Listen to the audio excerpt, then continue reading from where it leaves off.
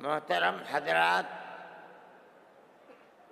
جمعیت علماء کے ورکرز اور جمعیت علماء ہند کی آواز پر لاکھوں آدمی جو اس ہال میں بیٹھے ہیں اور جتنے ہال میں ہیں اس سے زیادہ باہر میدان میں اور سڑکوں پر چل رہے ہیں اور ایک دوسرے برابر کے ہال میں بیٹھے ہوئے اسکرین پر کیا باتیں ہو رہی ہیں اس کو سن رہے ہیں۔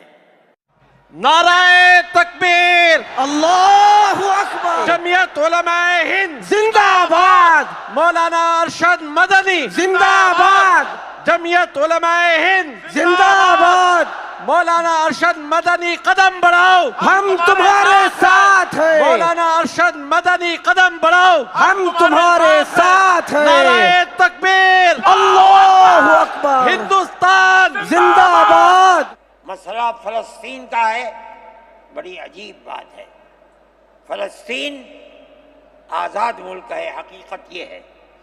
آپ یہ دیکھیے، جب دولت عثمانیہ کو دنیا کی بڑی طاقتوں نے مل کر ختم کیا اور خلافت اسلامیہ ترک میں ختم ہو گئی تو امریکہ، روس، برطانیہ، انہوں نے مل کر ایک یہودی حکومت قائم کی، اسرائیل ہے۔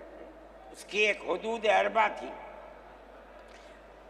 اس کے اندر فلسطین یعنی بیت المقدس نہیں تھا۔ جب بڑا اسرائیل ہو گیا، امریکہ اس کا سرپرست بن گیا۔ اب اسرائیل نے آگے بڑھ کر فلسطین کے اندر اپنے پیر جمائے اور بیت المقدس کو لینا چاہا۔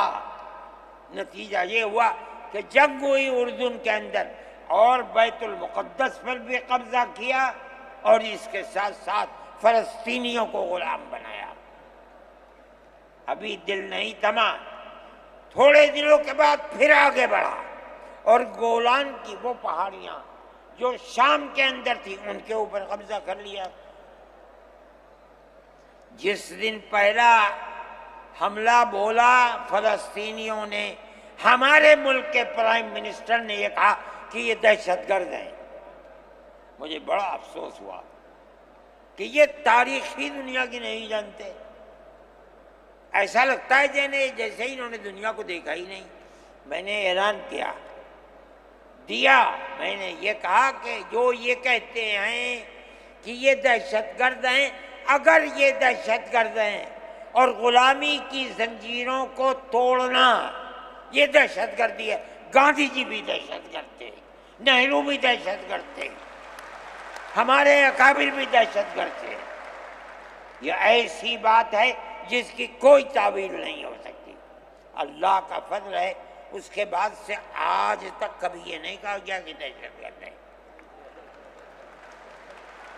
لیکن مجھے افسوس ہے، میں نہیں مانتا ہوں اس بات کو، لیکن ہندوستان کی یہ غلط پالیسی اگر ہے۔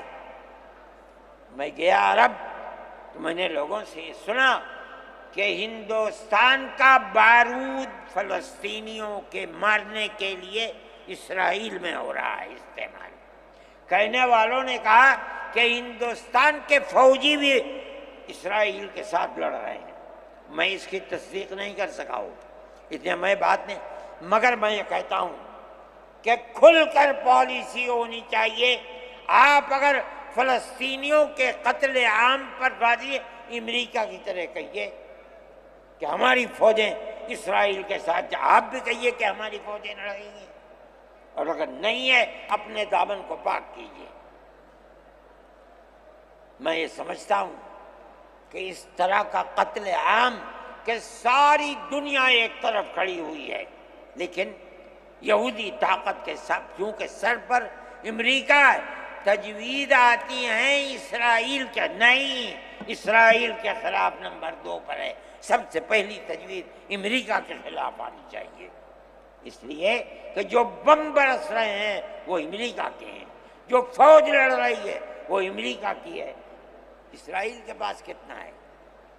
جو طاقت ہے وہ بڑی طاقتوں کی دین ہے، اسی بنیاد کے اوپر ساری دنیا کے اندر احتجاج ہو رہا ہے، مگر وہ احتجاج قابل توجہ نہیں ہے۔ جمعیت علماء ان مسائل کو سمجھتی ہے۔ ہم نے اپنی بات آپ سے کہی ہے، مسلمان اپنے نظریات، اپنے خیالات کو صحیح کرے اور اس نہج کے اوپر چلے۔ میں پھر کہتا ہوں، آپ ہندو مسلم اتحاد، آپ جس گاؤں میں ہیں وہاں اتحاد رکھیے، اپنے کھیت میں ہیں وہاں اتحاد رکھیے، بازار میں بیٹھے ہیں وہاں اتحاد رکھیے، جہاں دنیا کے اندر ہیں مذہب کی بنیاد پر نہیں، ہندو مسلم بھائی بھائی اسی اتحاد کی بنیاد کے اوپر چلیے۔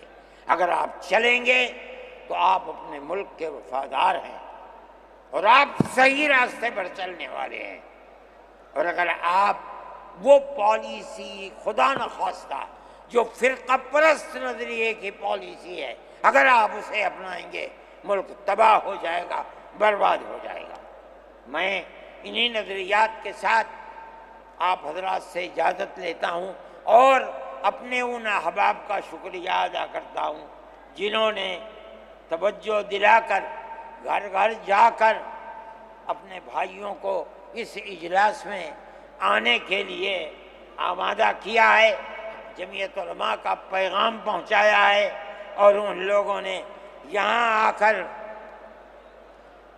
اس اجلاس کی رونق کو بڑھایا۔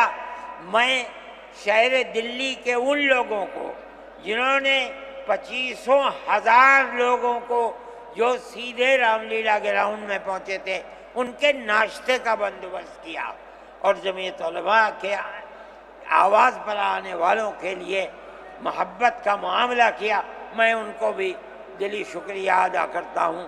جمعیت علماء